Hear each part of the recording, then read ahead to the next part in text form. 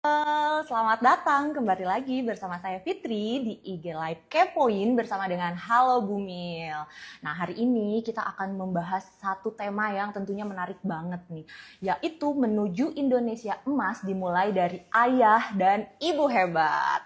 Nah, tentunya kita hari ini akan membahas peran orang tua dalam 1000 hari pertama kehidupan nih K-People. Nah, di mana 1000 pertama HPK ini merupakan momen emas yang nantinya akan menentukan masa depan si kecil nih. Nah, aku mau ingetin lagi untuk K-People, papa, mama yang udah bergabung, siapkan pertanyaan sebaik mungkin karena nantinya akan dipilih 5 penanya terbaik yang akan mendapat hadiah berupa e-wallet senilai Rp25.000 dan juga saldo sebesar 25.000 poin dari Kepoin. Nah, tentunya jangan lupa untuk follow dulu IG @kepoin.id dan juga IG @halobumil_id untuk mendapatkan hadiah-hadiah tadi. Karena kalau misalnya K-People, papa mama nggak follow keduanya, nantinya akan gugur dan tidak bisa dipilih sebagai penanya terbaik. Nah, tentunya hari ini aku nggak sendirian nih, karena akan ditemani oleh narasumber kita yang tentunya luar biasa.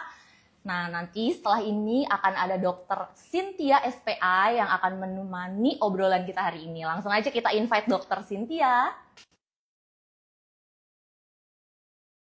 Halo Dokter Cynthia. Halo, selamat sore. Halo sore dok, apa kabar? Alhamdulillah baik. Suara saya terdengar jelas ya? Cukup jelas dok. Oke, alhamdulillah. Oke, kayaknya di sini udah pada nggak sabar nih dok mau ngobrol-ngobrol, tanya-tanya seputar tema kita hari ini gitu ya mengenai 1000 HPK gitu kan ya.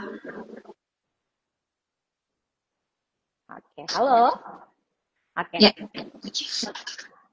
aku penasaran nih dok. Aku mau langsung tanya aja ya dok ya. Sebenarnya tuh kenapa sih kalau 1000 HPK itu atau 1000 hari pertama kehidupan ini tuh disebut momen emas gitu? ya, Kenapa ya. nih dok kira-kira? Sebelumnya selamat sore semua, salam kenal. Saya Dr. Cynthia Sentori, spesialis anak konsultan ya.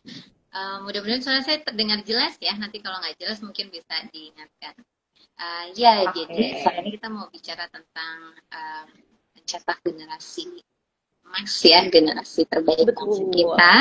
Nah, kenapa kita bicara hari ini terutama di 1000 hari pertama kelahiran? Karena di situ adalah masa periode emas tumbuh kembang seorang anak.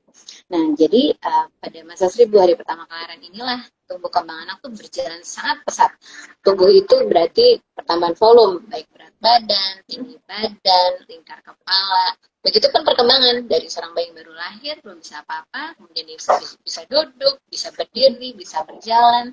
Dan usia 2 tahun itu bahkan untuk otaknya itu kemampuannya sudah 80% dari dewasa. Jadi sedemikian pesatnya 1000 HPK ini perannya untuk pertumbuhan seorang anak.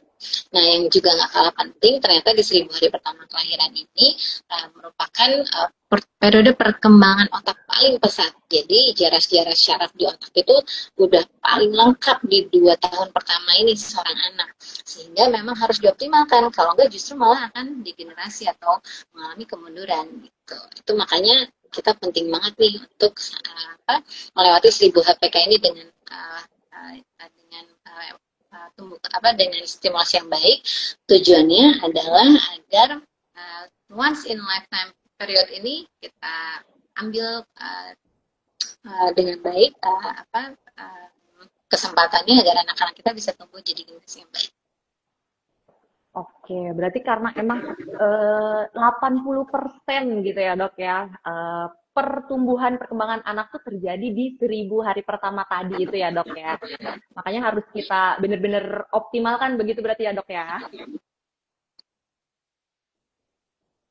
Oke, nah selanjutnya nih dok, karena kan seperti yang kita tahu ya, kita sebentar lagi akan memasuki momen hari kemerdekaan gitu ya dok ya, di 17 Agustus gitu. Nah, tapi kok tiba-tiba nih dok banyak banget yang bermunculan kata-kata atau istilah-istilah dari yang tadinya kita sebut menuju generasi emas, tapi ternyata malah munculnya tuh Indonesia emas gitu dok. Menurut dokter gimana nih dok? Dari segi nutrisi atau mungkin apa gitu? Boleh bantu dijelaskan ya dok? Oke, terima kasih. Jadi Indonesia ini secara angka kelahiran tuh masih cukup tinggi nih dibanding negara-negara lain. Kita sebut deh ya, contohnya Jepang atau bahkan Korea Selatan itu angka kelahirannya sudah cukup banyak penurunannya. Nah, jadi angka kelahiran yang tinggi ini sebetulnya kalau kita bisa optimalkan, kita jadi punya bonus demografi nih. Asal dengan catatan anak-anak yang lahir yang menjadi bonus demografi ini adalah anak-anak terbaik yang cerdas, stimulasinya optimal, sehat baik fisik maupun mental gitu. Bukan sebaliknya, jumlah yang banyak ini kemudian kalau kita tidak stimulasi dengan baik, anak-anak yang tidak dalam kondisi yang optimal, nah justru nanti akan menjadi beban untuk negara dan bangsa kita. Nah itu mungkin yang kemudian orang-orang jadi mengkhawatirkan jangan-jangan nanti malah jadi Indonesia cemas nih kalau kondisinya anak-anak kita nanti tidak menjadi anak-anak yang bisa menjadi generasi yang terbaik gitu di masa depan. Nah, hal ini tentu harus dicegah. Caranya gimana? Dengan cara memberikan stimulasi tumbuh kembang yang optimal sejak awal. Salah satunya dengan sejak 1000 hari pertama kelahiran ini. Jadi sejak di dalam kandungan tentunya, bahkan dari sejak kita memulai perencanaan kehamilan itu sendiri. Jadi kalau dari perencanaan kehamilan sudah baik, proses kehamilannya juga dipantau dengan baik, direncanakan dengan baik, ibunya diberikan nutrisi yang baik, stimulasi yang baik, sampai kemudian anak yang lahir dan usianya mencapai 2 tahun, nah itu mudah-mudahan kita bisa menciptakan anak-anak yang ke depan menjadi generasi yang terbaik buat Indonesia. Oke.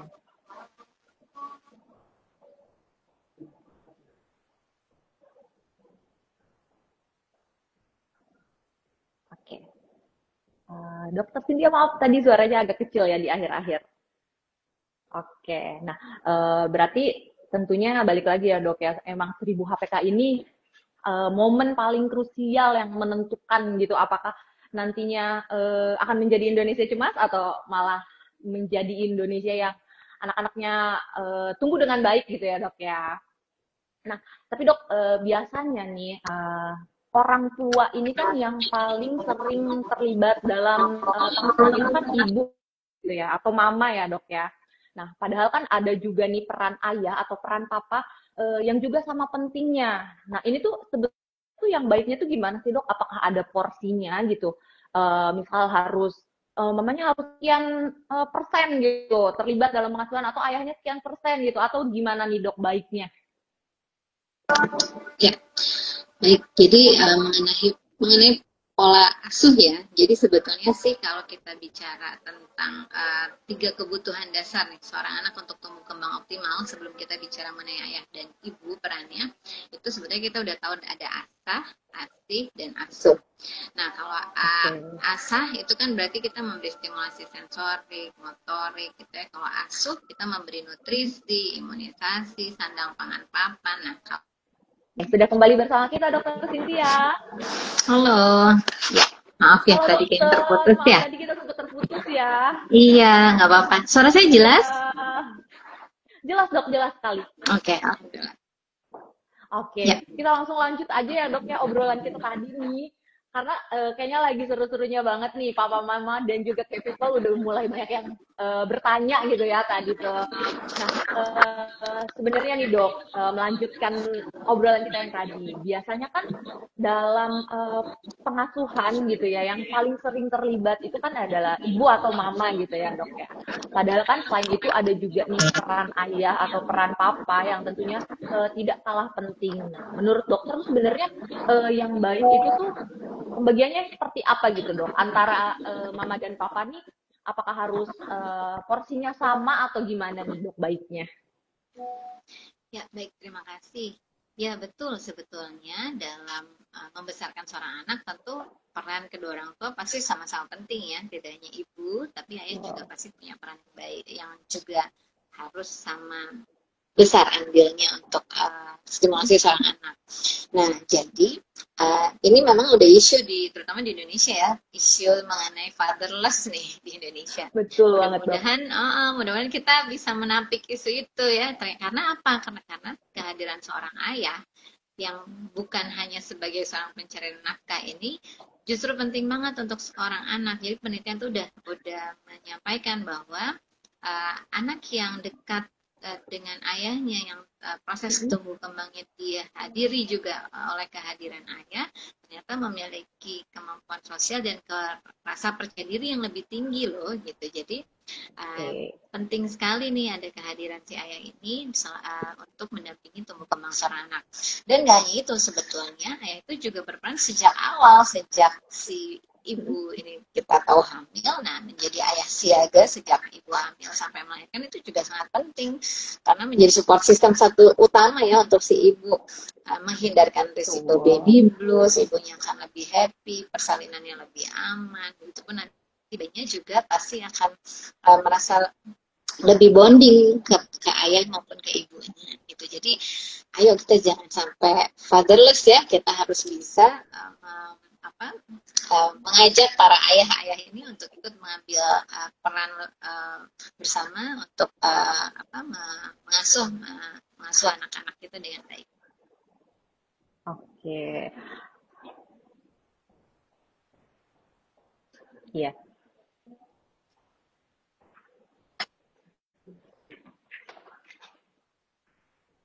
Oke, berarti memang sebetulnya peran ayah ini tuh sama pentingnya ya, Dok, ya, dalam sebuah pengasuhan tuh dengan ibu atau dengan mama gitu ya. Jangan sampai muncul lagi nih generasi-generasi yang dikategorikan sebagai generasi fatherless gitu ya, Dok, ya. Ya, betul sekali. Jadi peran ayah itu sama pentingnya sebetulnya dengan ibu ya. Nah, ini saya juga sebenarnya kita sudah sekarang udah mencoba melihat upaya pemerintah untuk menyupport ini, salah satunya dengan program ayah mengantar anak sekolah, itu udah cukup baik sekali. Betul. Masih banyak lagi program-program serupa yang juga menyupport kehadiran ayah ya untuk anaknya. Oke, semoga kedepannya semakin banyak support ya untuk mendukung keterlibatan peran ayah dalam pengasuhan ini ya, Dok, ya. Yes, betul. Oke, nah selanjutnya nih, Dok, sering juga kan kita tuh dengar kata-kata istilah kalau ibu-ibu bilang sih kayak ya udah yang penting anaknya makan gitu kan, daripada enggak sama sekali. Nah, tapi ternyata kan ini tuh bisa dibilang nggak cukup juga ya, Dok, ya, kalau seperti itu. Nah, menurut dokter tuh baiknya tuh seperti apa nih, Dok? Ya, betul. Jadi tidak hanya penting kuantitas ya, kualitasnya juga sama pentingnya. Nah, jadi kalau kita bicara nutrisi ini emang komponen yang gak kalah penting nih untuk tumbuh kembang seorang anak. Jadi kalau dulu mungkin waktu saya kecil masih mengenal istilah 4 sehat 5 sempurna, nah sekarang lebih disempurnakan lagi istilahnya menu lengkap dan seimbang sejak awal.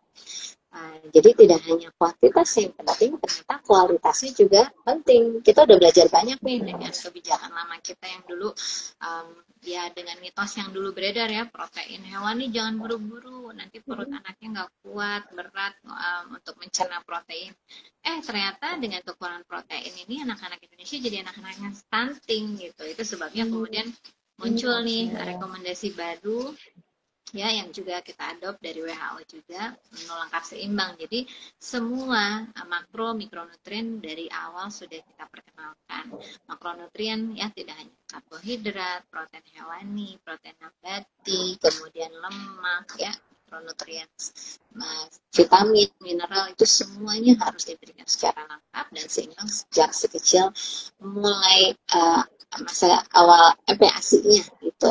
Nah, untuk nutrisi yang terbaik di awal tentunya ASI ya. ASI eksklusif sampai usia 6 bulan yang dilanjutkan hingga usia 2 tahun. Jadi porsi per kali makan itu memang penting, tapi apa yang dimakan kualitasnya juga sama pentingnya. Oke, berarti sebenarnya mitos ya dok ya yang dikatakan kayak ya udah yang penting makan gitu. Tetap ya harus memperhatikan komposisinya gitu ya dok ya. Ya, Jangan betul. jangan sampai kayak ya karena istilah yang penting makan itu ya udah gitu nasinya aja yang penting masuk gitu ya dok ya. Karena Iya, ini betul. berpengaruh ke 1000 HPK itu tadi ya dok ya. Ya, betul. Jadi memang harus memberi menu lengkap seimbang sejak awal kreasi. Mungkin Oke. nanti para ayah dan ibu juga pasti udah lebih tahu ya, sekarang dari awal kita udah mengenalkan MPASI udah lebih lengkap ya menunya dari awal. Betul. Pemberiannya juga harus sesuai kaidah tentunya ya. Si pemberiannya kan kalau memulai MPASI ya harus waktu memulainya harus tepat ya, time waktunya cukup, sesuai, adequate, jumlahnya cukup, baik jumlahnya maupun kandungan nutrisinya cukup, safe ya, artinya MPAS yang kita berikan itu aman, higienis gitu ya. Kemudian yang penting juga adalah memberikan makan atau MPASI dengan properly fed atau responsive feeding ya. Jadi jangan nanti proses makan itu membuat si anak trauma karena ibunya pasti ngomel-ngomel, udah dipaksa disuapin, dicokokin dan sebagainya. Jadi proses pemberian nutrisi ini harusnya berjalan dengan baik sedapat mungkin. Oke. Oke, dengan responsif feeding tadi ya dok ya baiknya, dengan menu yang juga lengkap dan seimbang. Oke, nah selain ini nih dok, berarti kan bukan cuma dari hal makan aja ya dok ya, yang tentunya harus kita perhatikan untuk masa-masa 1000 HPK-nya ini, tapi juga perlu didukung dengan stimulasi dan juga kasih sayang dari ayah ibu ya dok ya. Nah, Ya, menurut tanggapan dokter gimana nih dok? gimana, maaf?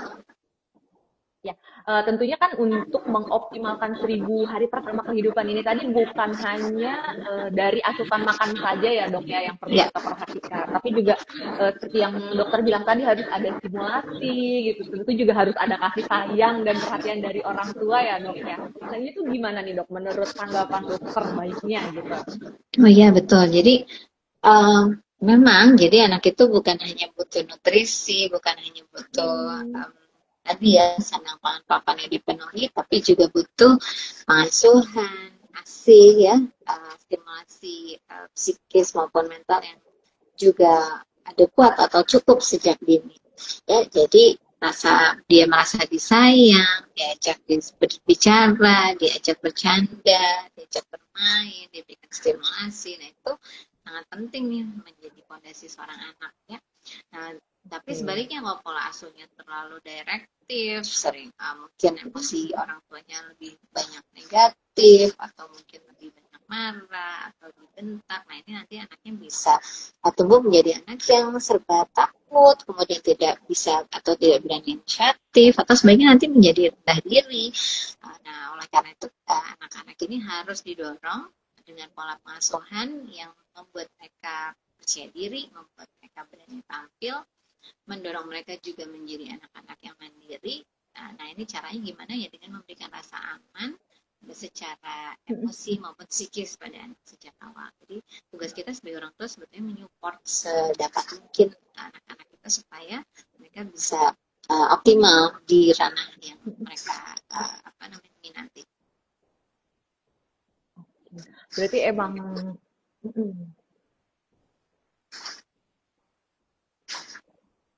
Oke, berarti emang dibutuhkan kerjasama dari kedua belah pihak ya dok ya, antara papa dan juga mama gitu, agar bisa saling support gitu ya dok ya, dalam memberikan pengasuhan terbaik di 1000 HPK ini terutama gitu ya dok ya. Ya, setuju.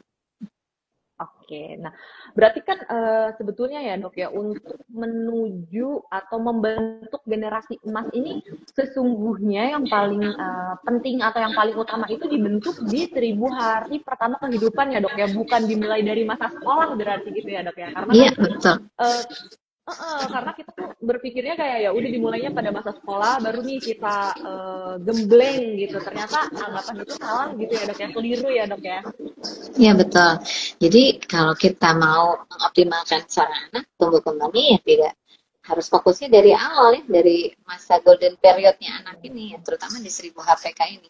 Walaupun ya setelah 1000 HPK tentu stimulasi dan stimulasi tumbuh kembang ini pasti akan tetap kita kerjakan, tapi masa golden period ini nggak bisa diulang. Jadi ini masa emas paling penting seorang anak ya, ketika fondasinya sudah cukup baik, mudah-mudahan nanti setelah melewati 1000 HPK dia juga akan tumbuh menjadi anak yang kuat itu. Jadi sebetulnya modalnya nih kalau kita mau generasi kita nanti jadi generasi yang kuat, jadi generasi yang emas, bukan sebaliknya jadi generasi yang cemas.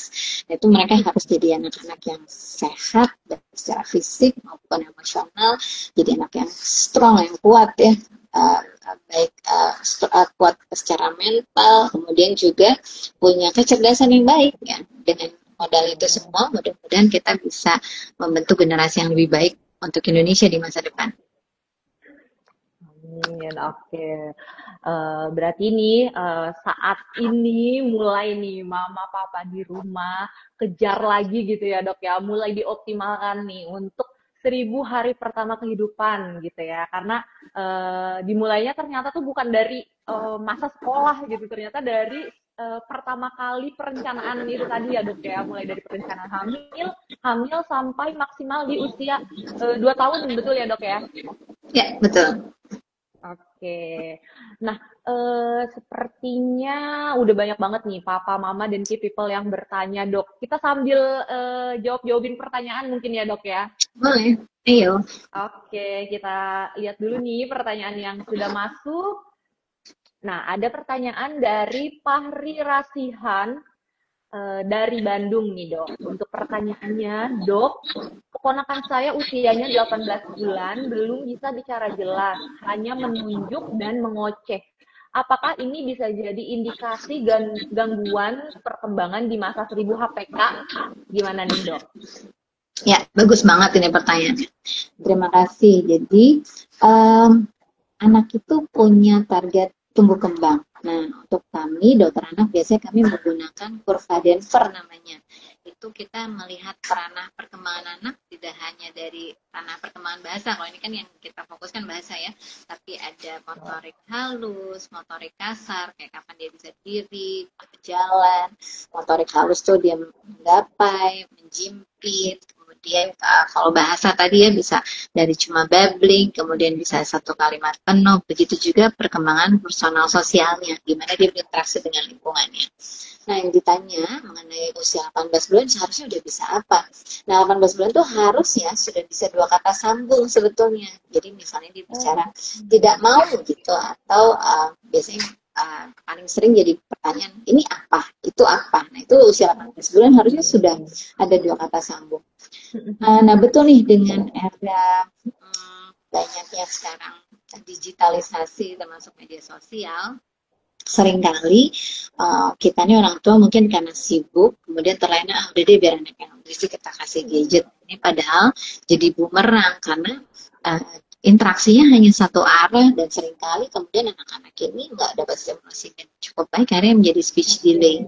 Jadi kalau usia 18 bulan belum ada satu kata pun, hanya baru bisa menunjuk, itu udah masuk ke gangguan perkembangan bahasa. Jadi harusnya yang dikerjakan nanti ya tentu nomor 1 harus dibawa dulu ya ke dokter anak untuk diakses lebih lanjut.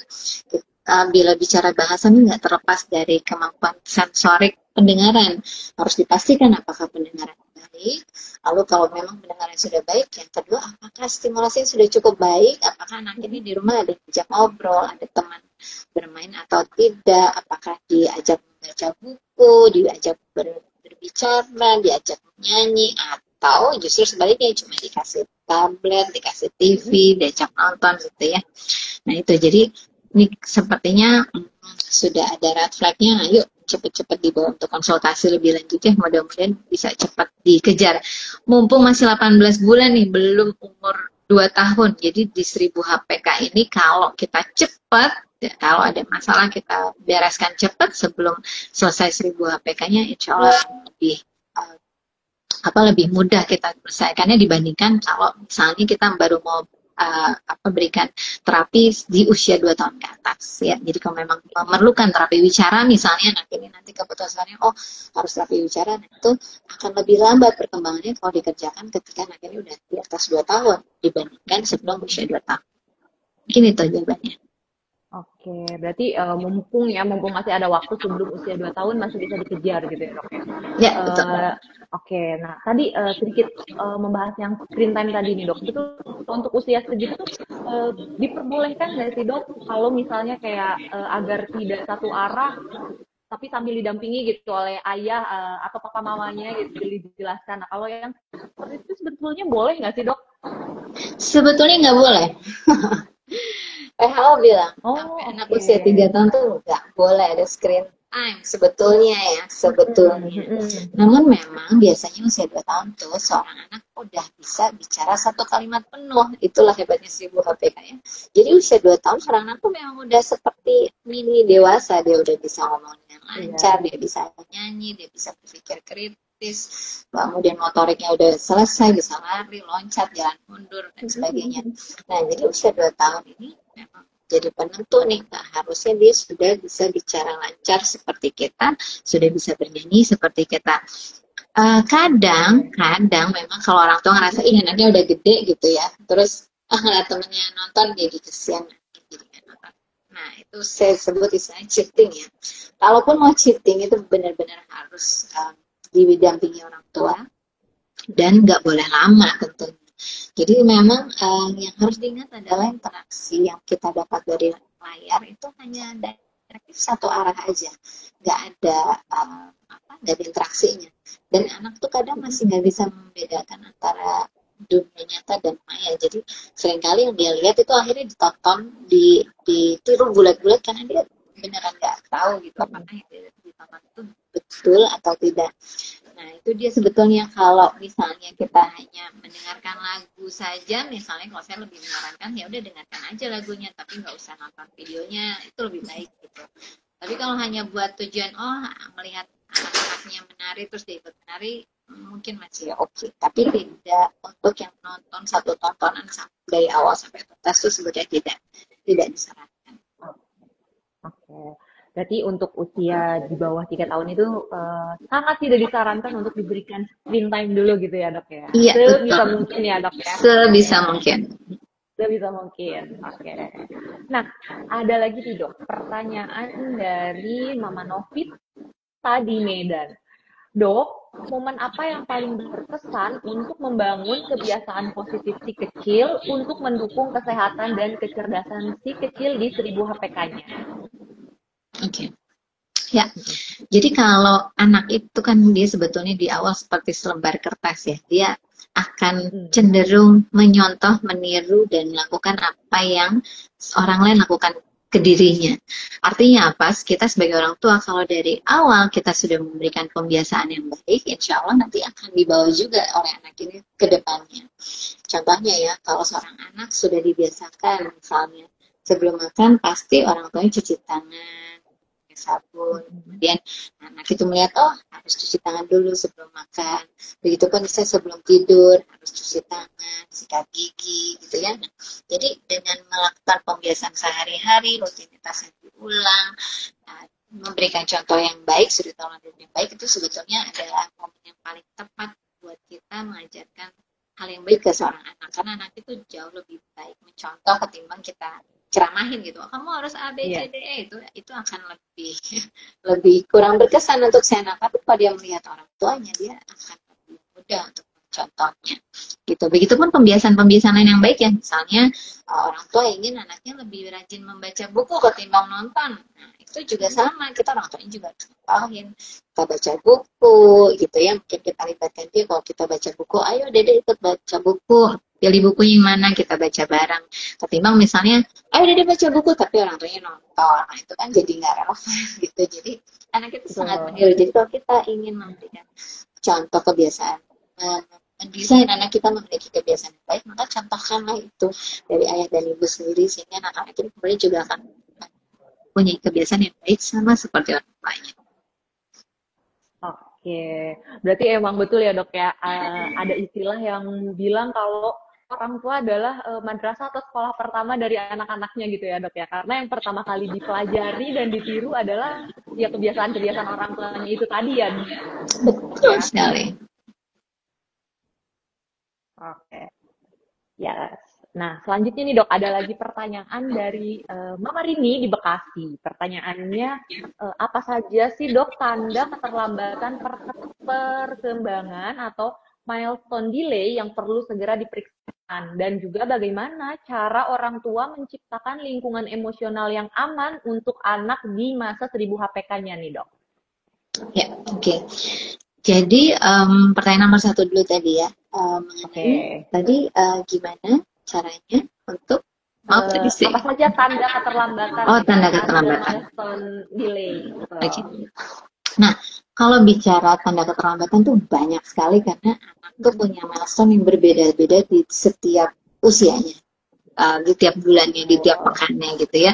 Nah, itu sebenarnya bisa dilihat di buku dari pemerintah pun, buku Pink kita itu sebenarnya sudah ada tuh milestone yang bisa mama, ayah dan ibu baca.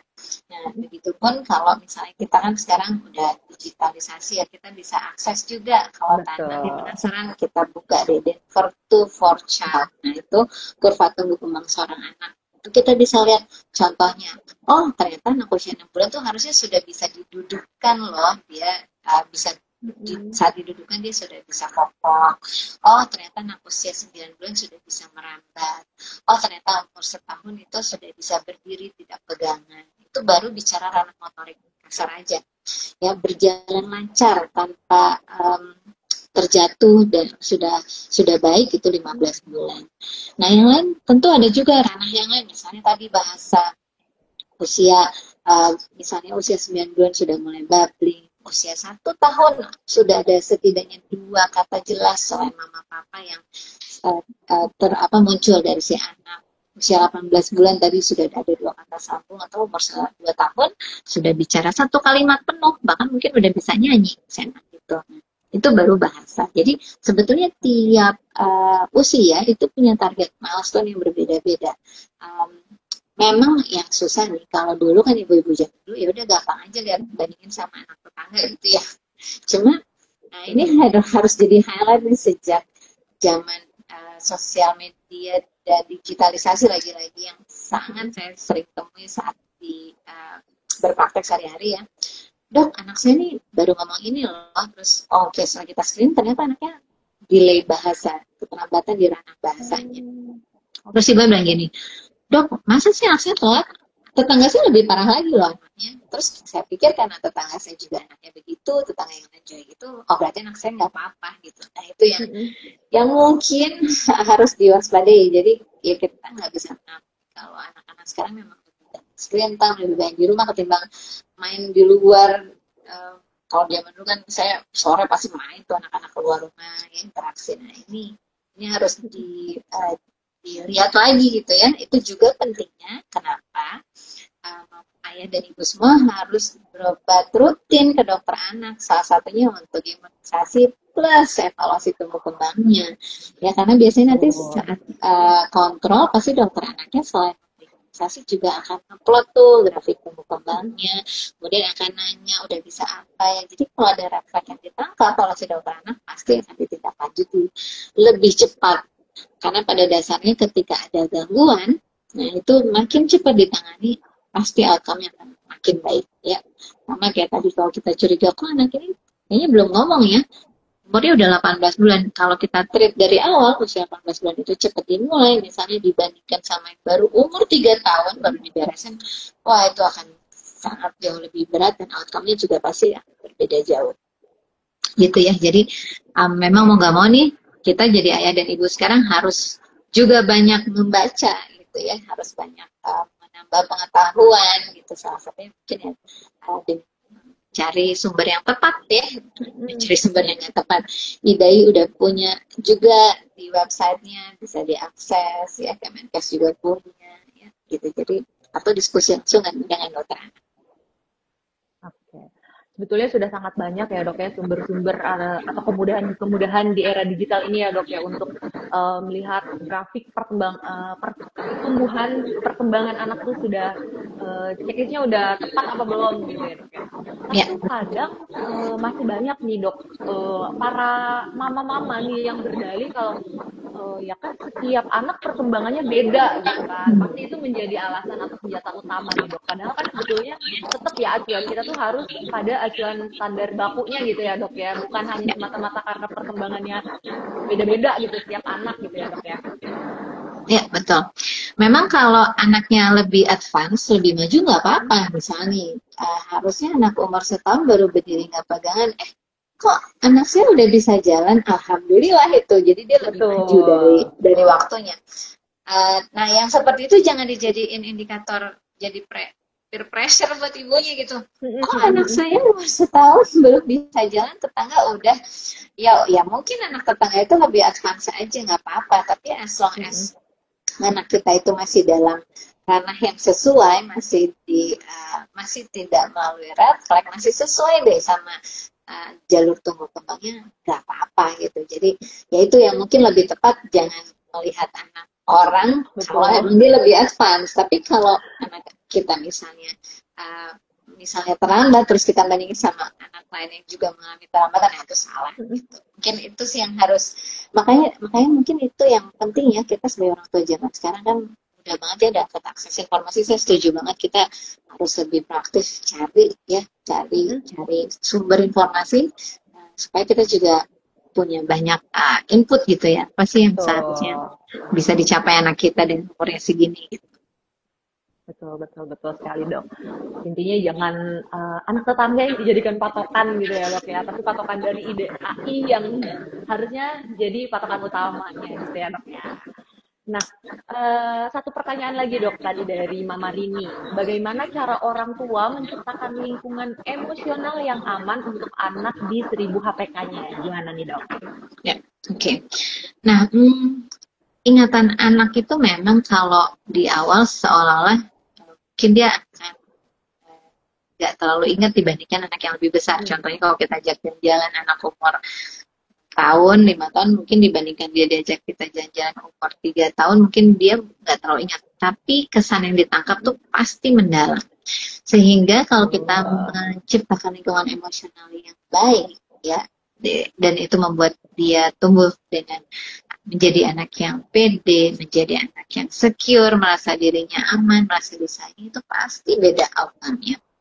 Caranya gimana?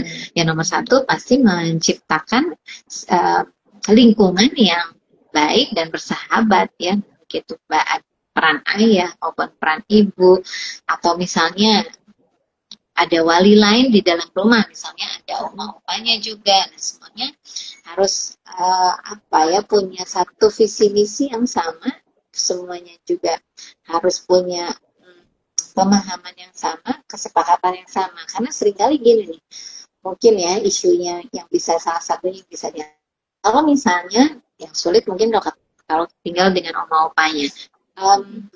Orang tuanya misalnya, kamu nggak boleh makan permen coklat gitu ya, takut giginya bolong misalnya. Tapi si neneknya sayang banget nih, dikasih coklat terus akhirnya nanti ada perdebatan nih antara si nenek dengan si ibu atau si ayah pasien. Itu kan anak akan melihat, oh ayah ibuku sama eyang misalnya kok ada pertentangan ya gitu. Nah, itu sebetulnya pentingnya kita juga sebagai orang tua punya satu visi dan satu pandangan yang sama anak kita. Jangan sampai nanti perbedaan pendapat itu kemudian menjadi risiko masalah gangguan emosional buat anak kita. Nah, hal lain juga yang cukup penting adalah buat orang tua ya, kita harus melihat juga gimana lingkungan tempat anak kita titipkan. Salah satunya ya, misalnya kalau kita anak kan bicara 1000 HPK ya, misalnya kita mau taruh di daycare karena satu dan lain hal, atau ada pengasuh lain karena orang tuanya bekerja. Nah, itu kita harus pastikan juga dia punya lingkungan yang secure gitu, bahwa pengasuh yang lain itu yang jadi pengganti kita orang tuanya di saat kita sedang pergi atau sibuk juga sama sayangnya sama anak ini, juga sama care dengan anak ini, dan betul bisa menjadi pengganti orang tua. Itu sebabnya di era modern saat ini menurut saya memilih pengasuh lain itu udah kayak milih jodoh sebetulnya, karena kita Betul, harus betul. yakin ya, betul ya, yakin bener Betul anak banget kita tuh. bisa dititipkan gitu ke orang tersebut. Kita harus yakin orang itu juga amanah, orang itu juga sayang sama anak kita. Ya walaupun metode pengawasannya tetap harus jalan, jangan cuma yakin-yakin aja. Kalau perlu mungkin Betul. pasang CCTV, atau ya kalau rumahnya dekat sama eyang ya mungkin saat itu dititipkan ada eyangnya ikut mengawasi dan sebagainya. Tapi rasa aman itu bisa diciptakan gitu. Orang tua bisa menciptakan itu, tidak hanya kita nyakur-akur aja, tapi itu ciptakan lingkungan anak yang juga aman di luar dari jangkauan orang tuanya. Karena kita dalam hal ini orang tua tuh bisa memilih kita mau mau menempatkan anak kita di lingkungan yang seperti apa. Mungkin itu ya. Betul, setuju banget nih dok. Tapi emang kadang ya tantangannya tuh betul banget nih seperti yang tadi dokter bilang, menyamakan visi misi antara kita sebagai papa mamanya dengan oma opanya gitu ya dok ya. Ini menjadi tantangan sendiri nih untuk sama-sama jalan di satu visi yang sama gitu ya dok ya. Betul. Jadi harus sepakat dulu. Betul. Oke. Nah, kita masuk lagi nih dok. Ada pertanyaan dari Papa Faisal di Bandung. Pertanyaannya dok, bagaimana perbedaan pola asuh ayah dan ibu di 1000 HPK mempengaruhi pembentukan koneksi saraf di area otak yang mengatur regulasi emosinya? Gimana nih dok? Menarik sepertinya. Oke, ini pertanyaan medical sekali ya. Saya jujur Betul, betul. kayaknya sih belum pernah baca ya jurnal. Tapi Oke. bagus banget, nanti mungkin jadi tugas buat saya membaca lebih dalam tentang itu. Tapi kami semua sepakat bahwa kehadiran ayah dan ibu sama pentingnya. Karena saling melengkapi sebetulnya ya. Mungkin kalau anak melihat seorang ibu, dia lebih banyak belajar bagaimana ibu tuh bisa multitasking, bagaimana ibu tuh mengasihi. Sedangkan kalau ayah mungkin lebih banyak peran yang lain. Tapi kadang peran itu kan juga bisa bertukar ya. Kadang ada juga yang ayahnya lebih banyak Betul. WFH, sebaliknya ibunya lebih banyak di luar. Jadi sebetulnya peran itu bisa dipertukarkan.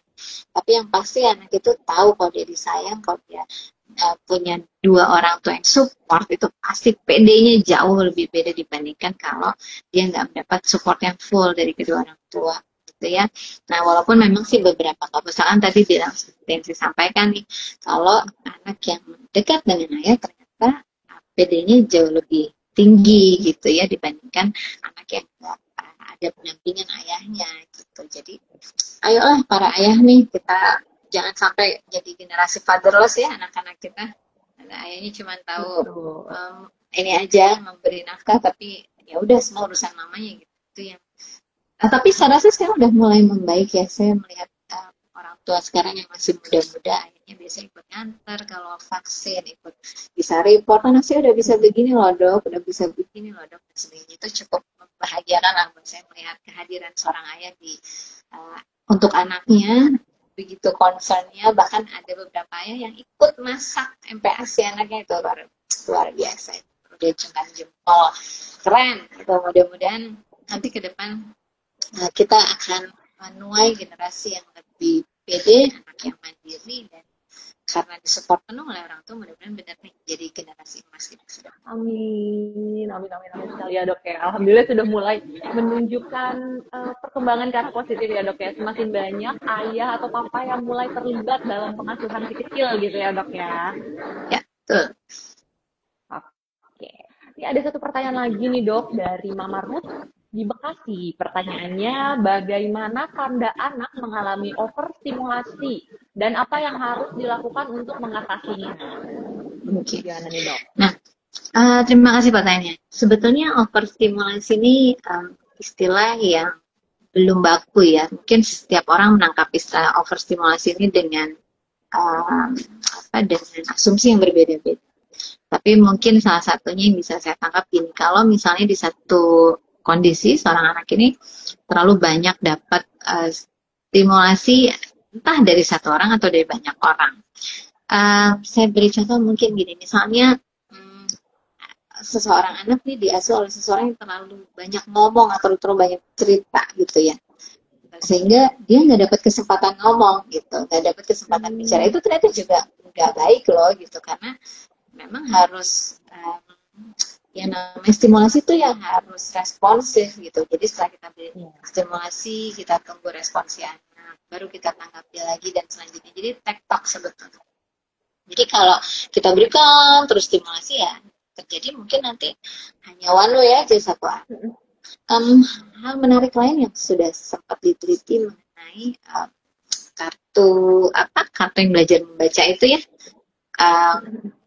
kartu yang gambar-gambar itu ya. Iya. Ah, Flashcard gitu ya dok? ya flashcard betul. Betul. Jadi dulu kan sempat hype banget ya si flashcard ini.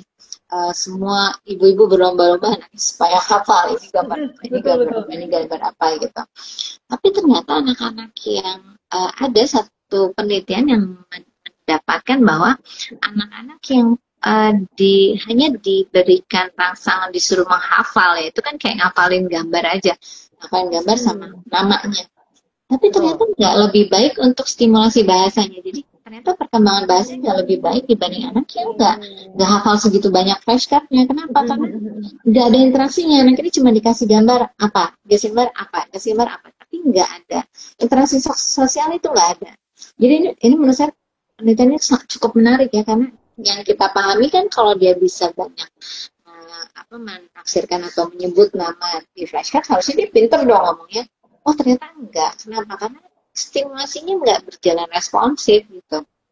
Yang betul adalah, oh ini gambar ayam, bunyinya gimana, petok-petok-petok gitu. Jadi ada obrolannya, gimana dia punya ayam, oh lucu ayamnya, coba tunjuk yang mana paruh ayamnya gitu. Itu yang disebut responsif. Jadi saling ada timbal baliknya gitu. Tapi kalau hanya satu arah, ya itu mungkin yang mungkin salah satu yang bisa dianggap stimulasi yang berlebihan ya. Jadi anaknya nggak ada kesempatan untuk memberikan respon, udah datang yang lainnya dan sebagainya. Jadi itu yang mungkin kadang nih jujur orang tua tuh kadang terlalu ambisius ya untuk anaknya. Kadang wah ngeliat si anak teman, si anaknya ini, si anak saudara udah bisa ini, udah bisa itu, semuanya mau harus bisa ini, harus bisa itu dan sebagainya. Itu yang mungkin kadang peran dokter anak menurut saya di situ penting nih untuk reassuring, untuk menenangkan bahwa oh nggak apa-apa, memang mungkin umurnya belum sampai ke situ, mungkin minat anaknya memang bukan ke situ dan sebagainya ya. Jadi selama kita tetap di koridor yang baik, tumbuh kembang anaknya oke, nggak ada masalah. Percaya deh, tiap anak tuh punya minat bakat yang berbeda-beda. Yang tugas kita jadi orang tua tuh sebetulnya hanya menemukan yang mana yang pas aja. Minat dia sesuai dengan bakatnya, di situ kita asah, nah mudah-mudahan dia jadi happy gitu, menjalani sesuatu yang memang dia suka. Gitu, dan dia bisa berkembang pesat di situ. Oke, intinya stimulasi itu harus tetap berjalan dua arah gitu ya dok ya, jangan jangan hanya anak kita didikte untuk menghafalkan sebuah benda atau nama hewan atau lain sebagainya gitu ya dok ya. Bisa dikatakan itu salah satu bentuk overstimulasi juga begitu ya dok ya. Ya. Oke, nah, satu lagi nih dok mengenai stimulasi. Kadang kan suka ada yang bilang nih, kalau misalnya anak habis dibawa ke tempat yang rame-rame, mendengar suara yang kencang-kencang, lalu nanti setelah pulang tuh jadinya rewel dan lain sebagainya, itu overstimulasi, betul nggak ya dok ya seperti itu? Iya, jadi sebetulnya sih kalau penelitiannya sejauh ini menurut saya, setahu saya belum ada yang mengenai seperti itu, karena lingkungan tumbuh anak tuh beda-beda. Misal kita ambil contoh sederhana gini ya, anak pertama yang dia waktu lahir baru cuma ada mama papanya, udah sepi gitu, mama papa yang pergi dia cuma sama pengasuhnya, jadi biasanya lingkungan hari-hari sepi. Jadi begitu tidur ada suara dikit kebangun. Nah ini mungkin akan berbeda dengan anak kelima misalnya, di rumah ada kakaknya 4 gitu, lari-lari, loncat-loncat, berisik dan sebagainya, tidur aja gitu, nggak ada masalah. Jadi sebetulnya balik lagi anak itu sudah bisa beradaptasi dengan lingkungannya sebetulnya, tapi ya jangan berlebihan. Kalau kita tahu misalnya nih anak diajak ikut orang tuanya, misalnya orang tuanya pengen ikut konser gitu, dan udah tahu itu sampai tengah malam, suaranya terlalu bising, desibelnya nggak bisa untuk dia tolerir telinga anak 2 tahun ke bawah, ya udah jangan gitu. Tapi kalau misalnya kita hanya ajak ke acara, misalnya acara pertemuan keluarga ya, mungkin ada yang karaoke sedikit, tapi kita bisa milih si anak kita misalnya ditempatkan di kamar lain dan sebagainya itu nggak ada masalah karena memang seorang anak juga harus belajar berinteraksi dengan sosialnya tentunya ya. Jadi juga mungkin dilihat dalam konteks apa nih. Kalau memang konteksnya masih ya seperti tadi ya masih masuk akal nggak ada masalah kan toh anak juga perlu interaksi sosial dengan orang sekitarnya apalagi kalau keluarga terdekatnya. Oke, jangan sampai memaksakan karena FOMO gitu ya dok ya. Ya. Iya, tiba-tiba anaknya ikut diajak nonton konser atau nonton bioskop mungkin seperti itu ya. Nah, betul, ikut FOMO ya aja. betul nonton bioskop ya, betul-betul. Itu juga. Balik lagi karena melihat anak teman, anak tetangga gitu ya dok ya. Oke. Nah, mungkin karena udah banyak banget nih pertanyaan-pertanyaan yang sudah kita diskusikan nih dok, sangat menarik sekali sebetulnya ya pembahasan kita kali ini. Tapi karena waktu yang cukup terbatas ya dok ya kali ini, mungkin aku mau langsung aja nih memilih pemenang-pemenang tadi yang akan mendapatkan bonus-bonus hadiah penanya terbaik dengan hadiah violet sebesar Rp25.000 dan juga bonus poin sebesar 25.000 poin dari Kepoin. Jadi kita pilih dulu nih siapa aja K-people, papa mama yang mendapatkan bonus tersebut. Dan aku mau ingetin dulu untuk syaratnya jangan lupa follow Instagram @kepoin.id dan juga follow Instagram @halobumil_id. Karena untuk klaim hadiahnya harus banget follow dulu keduanya nih. Karena kalau misalnya K-people atau papa mama yang menjadi penanya terbaik ternyata belum follow salah satu atau mungkin belum follow keduanya, maka kita menyatakan anulir. Jadi buruan follow dulu untuk kedua Instagram kita tadi. Nah, mungkin sambil menunggu dipilih-pilih dulu, aku sebelumnya mengucapkan terima kasih banyak nih untuk Dokter Cynthia yang sudah menemani kita Sama-sama. hari ini. Terima kasih banyak ya dok ya. Saya juga Mohon terima maaf juga nih kasih. tadi sempat ada sedikit trouble gitu ya dok ya, live-nya sempat keputus. Apa-apa. Semoga Ternyata berhasil. semoga di lain kesempatan kita dapat ngobrol lagi nih dengan tema yang menarik lainnya. Siap, insya Karena Allah. sebetulnya aku masih banyak banget nih pertanyaan-pertanyaan yang ingin ditanyakan, begitu juga dari people dan juga papa mama di rumah, tapi karena waktu kita yang terbatas ya dok ya. Ya, siap, nggak apa-apa. Nanti mudah-mudahan kita ada kesempatan lain lagi ya untuk diskusi lagi. Semoga amin. Terima kasih dokter. Mungkin dokter Cynthia bisa melanjutkan lagi nih aktivitasnya. Terima kasih banyak. Terima kasih banyak ayah ibu semuanya. Terima kasih banyak juga untuk Kepoin. Dan mudah-mudahan nanti hasil diskusi kita ini bermanfaat dan jangan lupa ayah dan ibu itu berperan penting sejak awal anak kita di dalam kandungan sampai 1000 hari pertama kelahiran. Mudah-mudahan anak-anak kita semua tumbuh jadi anak yang sehat, kuat, cerdas, jadi generasi yang terbaik untuk Indonesia. Saya izin pamit ya.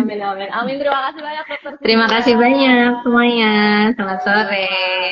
Selamat sore. Nah, ini juga K-people dan papa mama kita sudah mendapatkan 5 pemenang dari pertanyaan terbaik. Langsung aja nih aku sebutin 5-5-nya. Yang pertama ada dari Papa Fahri di Bandung. Lalu yang kedua ada dari Mama Novita di Medan. Selamat. Yang ketiga ada Mama Rini di Bekasi. Yang keempat ada Papa Faisal di Bandung. Dan yang kelima ada Mama Ruth di Bekasi. Selamat. Dan jangan lupa untuk kelima pemenang tadi untuk melakukan konfirmasi melalui DM ke Instagram @kepoin.id. Dan jangan lupa juga nih pastikan untuk para pemenang sudah follow Instagram Kepoin dan juga Halo Bumil. Karena seperti yang sudah tadi aku bilang, kalau misalnya belum follow keduanya, maka hadiahnya dianulir. Jadi selamat untuk kelima pemenang dan juga tetap pantengin Instagram @kepoin dan juga Halo Bumil untuk ngobrol-ngobrol kita selanjutnya yang tentunya akan menarik. Terima kasih banyak. Untuk K-people, papa dan mama, sampai jumpa lagi di live berikutnya. Dadah!